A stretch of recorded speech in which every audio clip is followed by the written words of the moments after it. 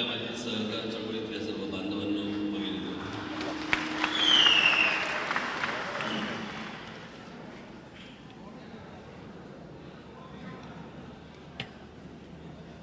आज मी काही तुम्हाला सहकार चळवळ समजवायला नाही आलो.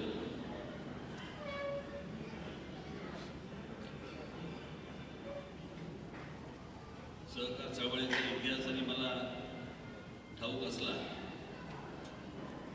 तरी सहकार चळवळ पुढे कशी न्यायची याच्यासाठी अनेक तज्ञ इथे बसलेले आहेत. ते तुम्हाला मार्गदर्शन करतीलच. 2 दिवसाचं शिबिर आहे. विषयाला सुरुवात करण्याच्या अगोदर मला हे जे काय हॉटेल रिसॉर्ट जे काही आहे त्याच्या मालकाचं कौतुक करावं असं वाटतं, कारण दोघेही मराठी आहेत.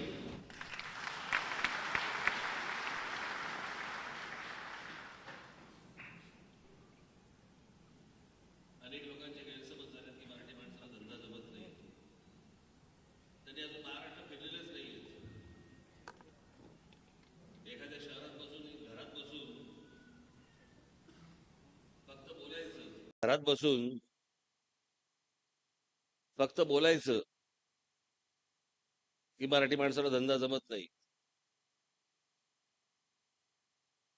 आज असंख्य मराठी माणसं अशी आहेत महाराष्ट्रामध्ये की जे व्यवसाय करतायत, हजारो कोटीचे व्यवसाय करतायत, पण गप्प असतात, इतरांसारखे नाहीत.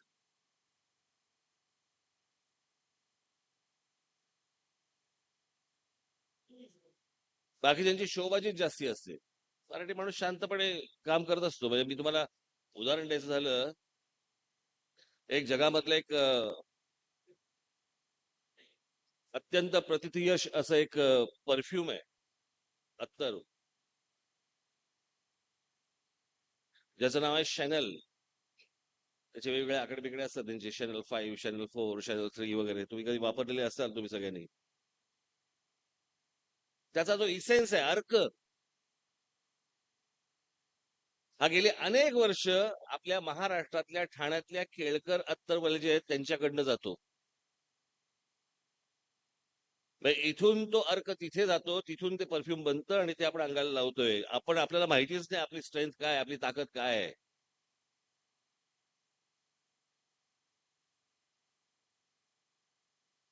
आज ही सगळी सहकार चळवळ आज महाराष्ट्रामध्ये उभी राहिली, गेली अनेक वर्ष उभी राहिली. आत्ताचं सरकार जे आहे ती सहकार चळवळ नव्हे, कळलं का? ती सहारा चळवळ. आम्ही अडकलोय, आम्हाला सहारा द्या. त्याच्यामुळे ती सहकार चळवळ नाही की सगळ्यांनी एकत्र येऊन सरकार सांभाळायचं. ती ही सरकार चळवळ नाही. हे आमच्या ज्योतिराव फुलेंनी उभी केलेली.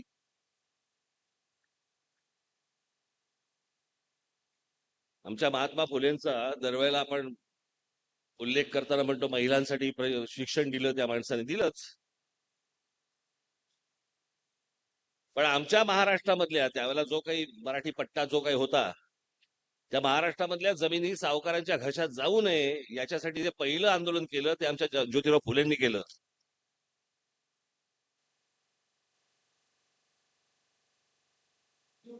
त्याला मी जर चुकत नसेल त्याला इंग्रज लोक दख्खन राईट म्हणायचे.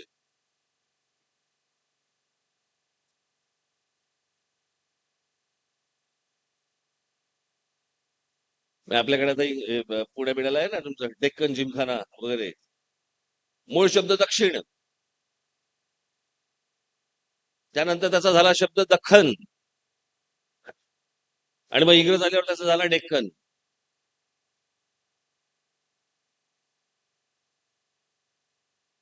आणि मग हा सगळा इतिहास विखे पाटलांपासून सुरू झाला, धनंजयराव गाडगळांपासून सुरू झाला.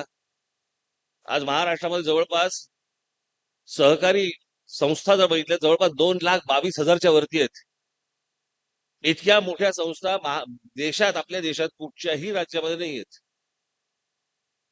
त्याच्यानंतर खालोखाल येतो गुजरात, ज्याचा महाराष्ट्र डोळा आहे.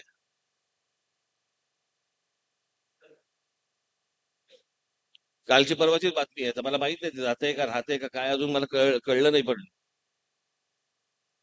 पण आपल्याकडची महाराष्ट्रामधली महानंदा डेअरी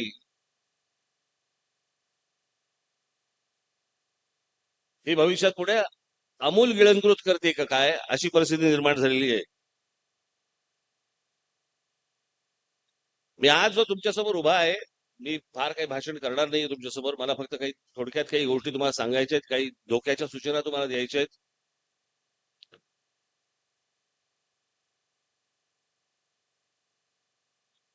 महाराष्ट्रातली सहकारी चळवळ जी आहे ती सांभाळण्यासाठी अत्यंत सक्षम अशी माणसं महाराष्ट्रामध्ये आहेत, आजही आहेत, भविष्यातही असतील, होणार आहेत.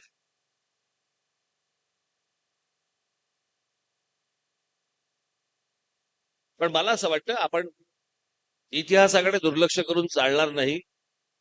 इतिहास वाचल्यानंतर इतिहास आपल्याला काहीतरी शिकवत असतो. त्याचं भान जर आपल्याला वर्तमानामध्ये येणार नसेल तर हातातनं सगळ्या गोष्टी गेल्यानंतर काहीही होणार नाही. तुम्हाला आठवत असेल, मी एकदा त्या आपल्या महाराष्ट्राच्या विकास आराखडा ब्ल्यूप्रिंटच्या वेळेला मी तुम्हाला सांगितलं होतं की मराठवाड्यामधली पाण्याची परिस्थिती आता अशी आहे की जवळपास विहिरीला 800-900 फूट खाली पाणी लागत नाहीये. अशी महाराष्ट्रातली मराठवाड्यातली आत्ताची परिस्थिती आहे. आणि फक्त राजकीय स्वार्थ, राजकीय गोष्टी याच्यासाठी म्हणून मराठवाड्यामध्ये साखर कारखाने उभे केले जात आहेत. साखर कारखाने उभे करणार म्हणजे तुम्ही ऊस लावणार, ऊसाला सर्वात जास्ती पाणी लागतं, हे काय मी सांगायची गरज नाही. जमिनीतलं पाणी शोषून घेतं ते पीक. नॅशनल जिओग्राफिकने सांगितलेल्या तुम्हाला त्यांच्या म्हणण्यानुसार मी तुम्हाला सांगतो की आत्ताची मराठवाड्यामधली परिस्थिती ही जर अशी चालू राहिली, असंच जर जमिनीतलं पाणी खेचत राहिला तुम्ही, तर पुढच्या 40-50 वर्षात मराठवाड्याचं वाळवंट झाल्याशिवाय राहणार नाही, असं त्या तज्ज्ञांचं म्हणणं आहे. आम्हाला अक्कल येत नाही, आम्हाला समजत नाही, आमच्याकडच्या पुढाऱ्यांना कळत नाही. जे बेल्ट आहे ते ओरबाडा, घशात घाला, खिशात घाला, पुढच्या आपल्या पिढ्यांसाठी फक्त वापरा. पण याच्यामध्ये महाराष्ट्राची एक एक जमीन बर्बाद होतीये ह्याचा आमच्याकडे विचार नाहीये, कोणत्याही प्रकारचा पुढचा विचार नाहीये. आणि त्याच्यात त्यांचं शेवटचं वाक्य असं आहे की उद्या वाळवंट झाल्यानंतर, त्या प्रदेशाचा वाळवंट झाल्यानंतर जर ती जमीन पूर्ववत करायची ठरवली, पहिल्यासारखी करायची ठरवली, आणि जर कसोशीने प्रयत्न केले तर साधारणपणे 400 ते 500 वर्ष लागतील.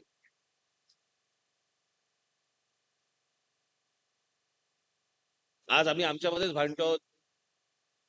आज आम्ही आमच्यामध्येच भेदामध्ये भांडतो आहोत. कोणी मराठा, कोणी कुणबी, कोणी माळी, कोणी साळी, कोणी आगरी, कोणी ब्राह्मण, कोणी मराठा. काय चालू आहे? हे चालू नाहीये, हे चालवलं जातंय. हा महाराष्ट्र एकसंघ राहू नये, हा एकत्र राहू नये, यातला मराठी माणूस एकत्र राहू नये, याच्यासाठी बाहेरच्यांचे प्रयत्न सुरू आहेत, हे आमच्या आतल्या लोकांना समजत नाहीयेत. हा राज ठाकरे गेली अनेक वर्ष बोंबलून बोंबलून बोंबलून बोंबलून हेच सांगतोय महाराष्ट्राला.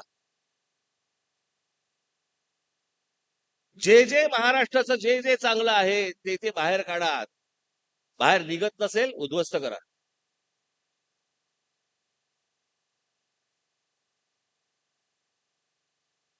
मी एक मागे तुम्हाला उदाहरण दिलं होतं, आता मला आठवत नाही तुम्ही ते ऐकलं की नाही. मी कुठच्या तरी 2-3 सभांमधनं सांगितलं होतं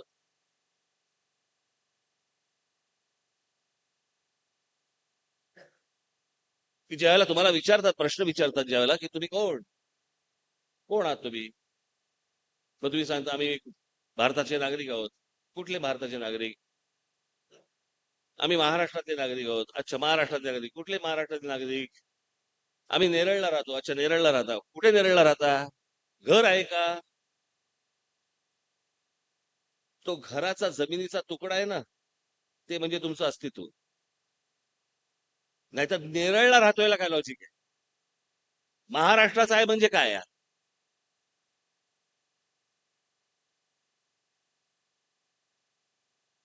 आजपर्यंत जगामध्ये जेवढी युद्ध झाली ती सगळी युद्ध काढून बघा. त्या सर्व युद्धांना आपण इतिहास म्हणतो. आणि जगामधला कोणताही इतिहास हा भूगोलाशिवाय पूर्ण होत नाही. भूगोल म्हणजे जमीन.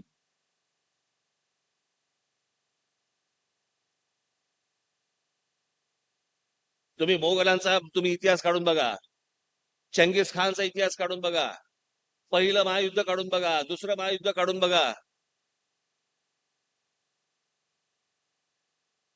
कुठलंही युद्ध काढून जर समजा बघितलं तर काय युद्ध म्हणजे काय, जमीन अक्वायर करणं.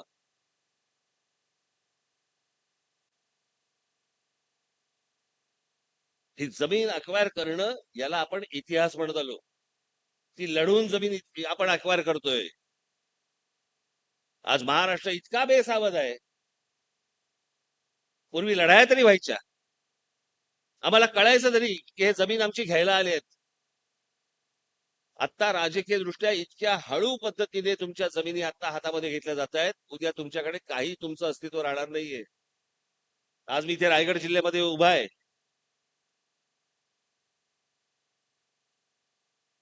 आज हा समजा हा तुमचा झालेला ब्रिज आहे, कुठला आता, नावाशेवा, शिवडी नावाशेवा झालाय ना.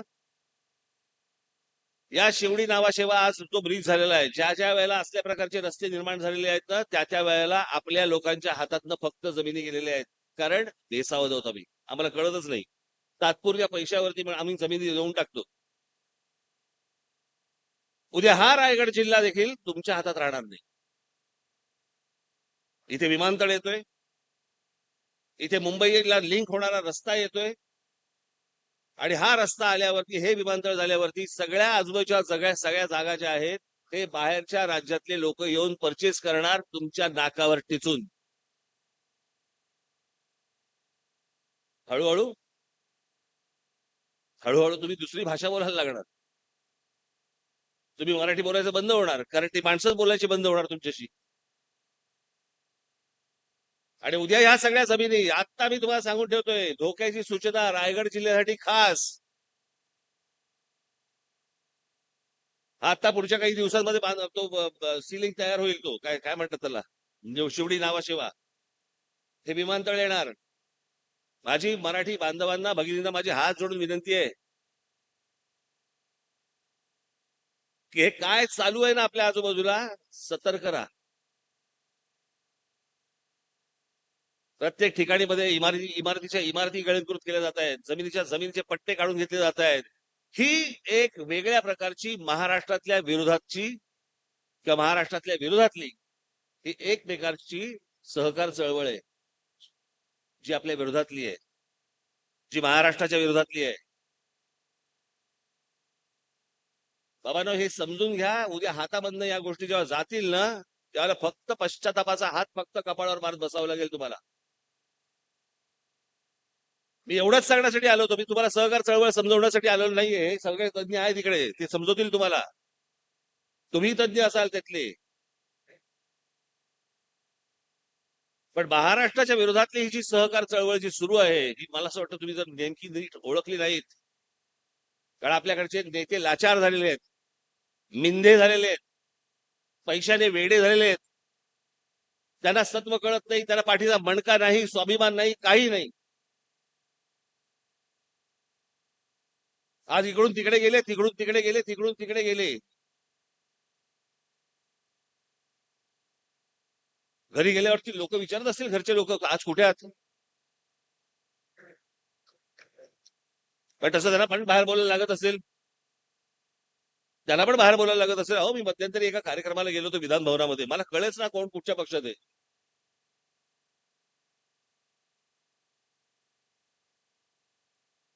पण त्यांनी त्यांची मनं आणि त्यांचा स्वाभिमान हा गहाण टाकलेलाच आहे. तुम्ही टाकू नये. माझ्या महाराष्ट्र नवनिर्माण सेनेच्या महाराष्ट्र सैनिकाकडनं कधी स्वाभिमान गहाण टाकला जाणार नाही.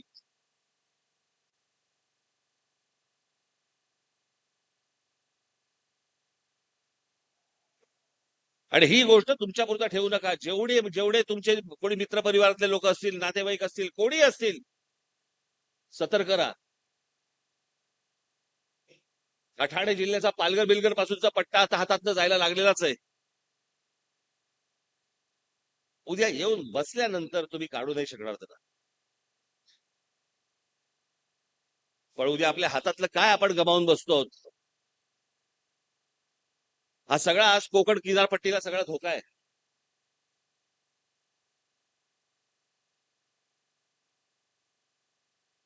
त्यांच्या पुतळ्याला कशाला हार घालायचे. हं? त्यांनी काय सांगून ठेवले हे जर समजा आमच्या लक्षात येणार नसेल.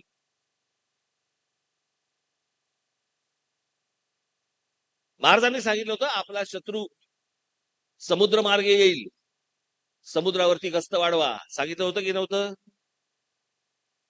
सांगितलं होतं ना. 300-350 वर्षापूर्वी त्या माणसाने सांगितलं होतं आपला शत्रू समुद्र मार्गे येईल, समुद्रावरती गस्त वाढवा, समुद्र आरमार वाढवा.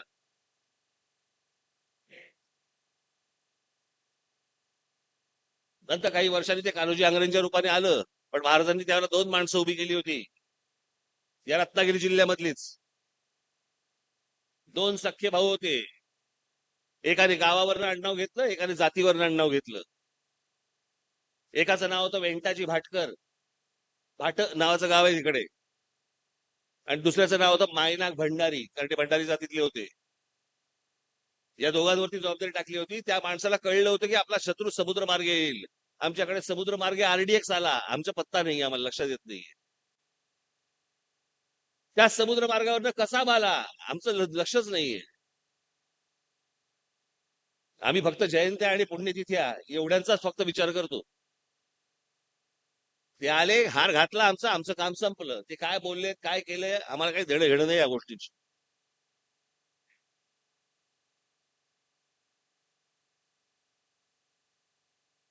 मला असं वाटतं मी तुमच्याकडे आलोय आज. महाराष्ट्रातली सहकार चळवळ ही तुमच्या हाताने रूपाने वाढली पाहिजेच. पण महाराष्ट्रावरती ज्या प्रकारचं संकट येतंय, ती जी सहकार चळवळ आहे ती माझ्या महाराष्ट्र सैनिकांनी मोडून काढली पाहिजे. त्याच्यासाठी तुम्ही सतर्क असणं गरजेचं आहे. सतत कोणीतरी येऊन सतर्कतेचा इशारा सारखं होत नसतं. तुमच्या जाणीवा जाग्या पाहिजेत. आमच्या बाबासाहेब पुरंदरेंचं एक फार छान वाक्य होतं की ज्यावेळेला स्वाभिमान मरतो ना तेव्हा उरतात फक्त जिवंत प्रेत. माझा सहकारी हा मला जिवंत प्रेत नकोयत. तुम्ही उसळले पाहिजेत. तुम्हाला कळलं पाहिजे काय चालू आहे आजूबाजूला आपल्या. ज्या प्रकारचं राजकारण आज देशभरामध्ये सुरू आहे, ज्या प्रकारची न्यायालयीन व्यवस्था सुरू आहे, उद्या मुंबईला हात घालायला वेळ घेणार नाहीत ते. उद्या महाराष्ट्राचे तुकडे करायला, विदर्भाचा तुकडा पाडायला वेळ लावणार नाहीत ते. आणि हे का आज नाही चालू आहे, हे गेले 70 वर्ष सुरू आहे. याचं कारण या प्रदेशाने, या महाराष्ट्राच्या प्रदेशाने, या मराठ्यांनी या संपूर्ण प्रदेशावरती राज्य केलं. अरे तुम्ही राज्य केलेली माणसं राज्य करत्यात.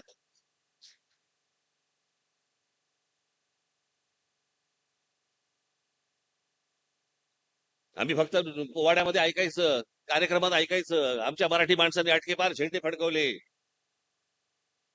अटकेपार झेंडे फडकवले म्हणजे काय? आज तो पाकिस्तानच्या कुठेतरी ईशान्येला का कुठेतरी अटोक नावाचा किल्ला आहे, अटोक, त्याला अटकही म्हणतात. त्या अटक किल्ल्यावरती ज्या दिवशी भगवा लागला त्याला अटकेपार झेंडे फडकवलं म्हणतात. इथपर्यंत मराठा साम्राज्य गेलं होतं. या देशाचा पंतप्रधान, या देशाचा सगळा हा मराठ्यांनी बसवला. आपण इतिहास विसरलो आमचा. आम्ही आमचं काय होतं हे सगळं गमावून बसलो. रोजच्या मोबाईलच्या क्लिप्स मध्ये आणि टेलिव्हिजनच्या सिरियल मध्ये आम्ही अडकून पडलो. पण आमच्या अवतीभोवतीच्या सगळ्या गोष्टी पोखरल्या जात आहेत याच्यावरती आमचं लक्ष नाहीये, आम्ही बघत नाही आहोत. आज माझ्या बाजूला कोण राहायला आलंय, तो कसा काय राहायला आला, आणि माझ्या बाजूचा मराठी माणूस हा कसा काय गेला, आम्हाला विचार असं वाटत नाही. तो गेला कुठे गेला, मला माहिती नाही.